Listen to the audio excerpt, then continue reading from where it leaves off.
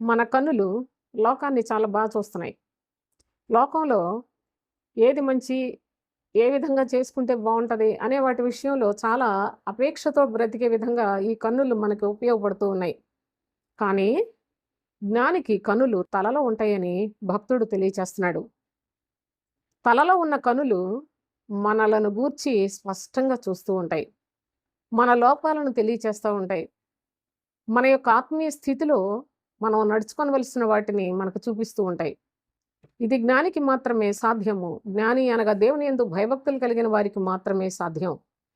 ఈ లోక సంబంధమైన కనులు లోకాన్ని చూచి లోకంలో అనేక పాప సంబంధమైన సంగతుల మీద అపేక్షతో బ్రతుకున్నట్లుగా చేస్తాయి కానీ, తలలో ఉన్న కనులు దేవుని యెడల భయభక్తులు కలిగిన వారి యొక్క జీవితాన్ని చక్కని శ్రేయస్కరమైన మార్గంలో నడిపిస్తాయి.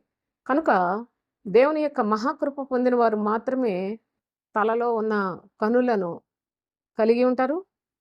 పరిశుద్ధమైన జీవితాన్ని జీవించటానికి ప్రతి విషయంలో కూడా దేవుని ఎడల ఆయనకు అనుకూలముగా జీవించటానికి ఆ యొక్క దృష్టిని ఉపయోగించుకుంటారు. కనుక అట్టివారిగా మనం మరి తలలో కనులు కలిగి జ్ఞానులుగా దేవుని యొక్క రాజ్య సంబంధులుగా నమ్మకత్వంతోటి సాగిపోదాం.